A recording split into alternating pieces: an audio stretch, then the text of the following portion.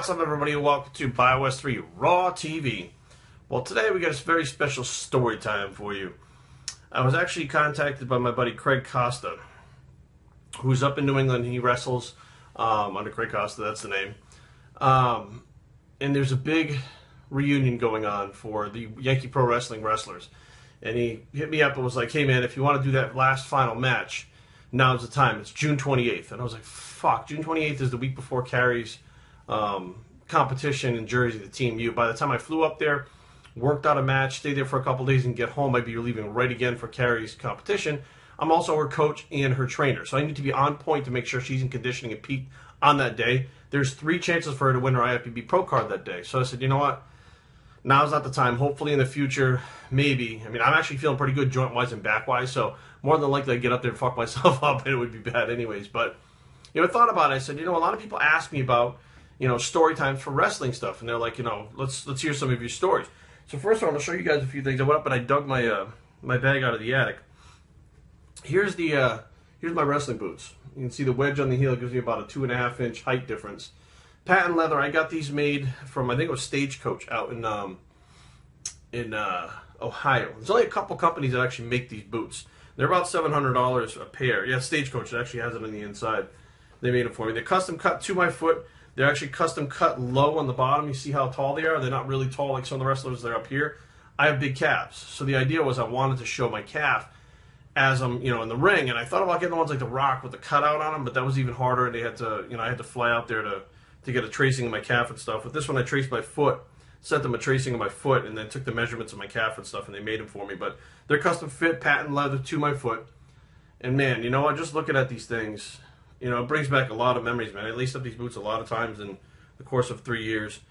And, I mean, as you see, like that wedge, when you get in the ring and you try to walk in them, the ring moves around. Let's shut this message off. And at the same time, you're taller, like 2 inches taller. It's harder to move. You got to adjust to how these things move.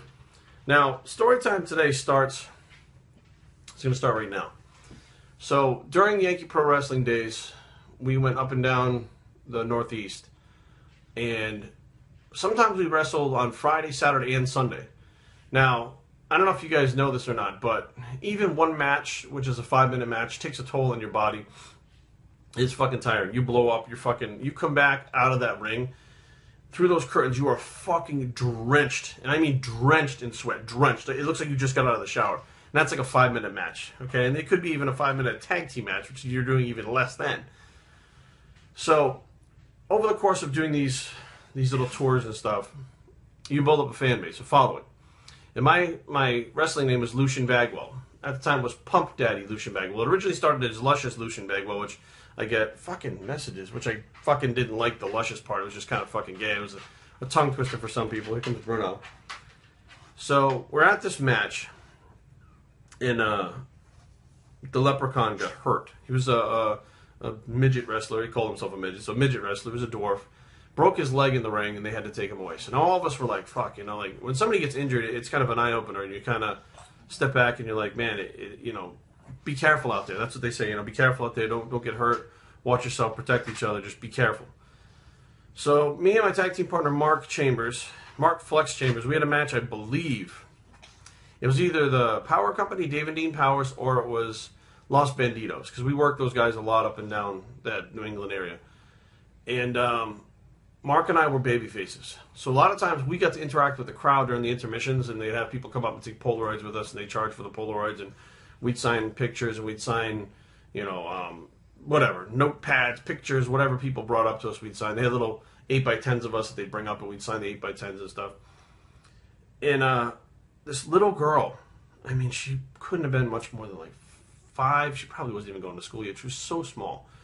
So she's standing there with her mom, you know, waiting. And I kind of saw her, and I didn't know if the mom was waiting to take a picture with me or take a picture with Mark or what the deal was.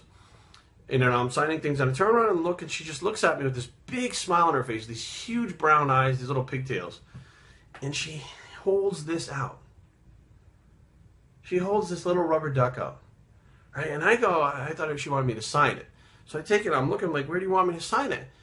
And her mom goes, no. So the little girl looks at her mom, and, you know, I don't know, you know, some mother-daughter instinct. I don't know what the fuck was going on. But she said, fucking A with this stupid fucking messages. So she said, the mother said, she wants you to have that because you're her favorite wrestler. That's her rubber ducky. She takes a bath with it every night. She loves that little rubber ducky. And because you're her favorite, she wants you to have it. And I kind of stepped back and I was like, you know, I get down on one knee. I remember very specifically, I had my knee pads and stuff on. I get down on one knee on the cement and I look at her and said, honey, I can't take your rubber ducky. It's okay. You know, we'll take some pictures and stuff and I'll sign whatever you want, but that's your rubber ducky. You don't have to give it to me. And she looks me in the eye, this little girl, and says, I want you to have it. It's yours. You take it. And I mean, I'll tell you what, I mean, you know, standing right there in front of all those people and stuff, and, you know, Mark kind of looks over at me, and I got a lump in my throat, and my eyes are starting to well up, and I'm like, I don't know what to do. I don't want to take this little girl's rubber ducky because I don't want her to get upset later on that she doesn't have it. So I looked at her and I said, are you sure you want me to take this little rubber ducky with me? Your rubber ducky. And she shook her head, yes. And she outstretched her arms like this to hug me. I hugged her. I took the rubber ducky. I told her thank you. I took pictures with her and her family. And when me and Mark went in the back, you know, I did. I had like tears in my eyes, and I was just floored that, you know, a little kid who, you know, I mean, let's face facts. Like, the world is such a big, crazy place to them, and they're learning all this stuff. And at that moment, you know, when we came out for our match, you know, she was sitting in the front row, and I pointed at her, and I gave her the thumbs up, and I smiled. And after the match, I went over and shook her hand on the way back out to the, you know, the dressing room. And I don't know if I gave her, I used to take my wrist tape off, and I would throw my wrist tape, too. I don't remember if I gave her my wrist tape, which is fucking gross, but I mean, people wanted it. But, you know, it was like the first time in my life that, and this, I think, I'll be honest, I think that was right before I was starting to get into the heavy drug use and stuff, that had an impact on like a child's life in such a positive way that there was no other feeling like that feeling. Like, I felt like, you know, if I had said something to her like, be cool and stay in school or whatever the case may be, the kid would take it to heart. And I realized that, you know what, like, I've been doing this wrestling thing because I wanted to do it, because I loved doing it, because it was fun, because it was a dream of mine.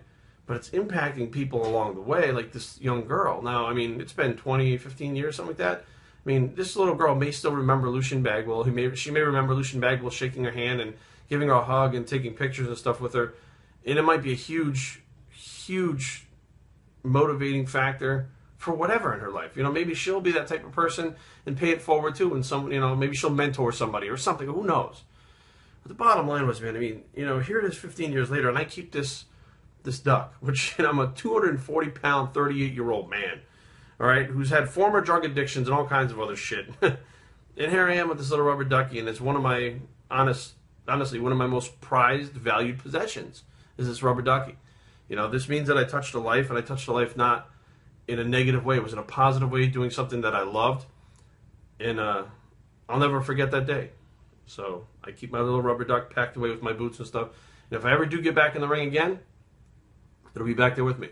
When I put the wrist tape up and I lace my boots on, the rubber duck will be right next to me back there. That I guess it's my good luck duck. Bios3Training@gmail.com. Leave comments down below, but don't fight. www.bios3training.com is the blog, and where it's the rubber ducky bicep. And we're out.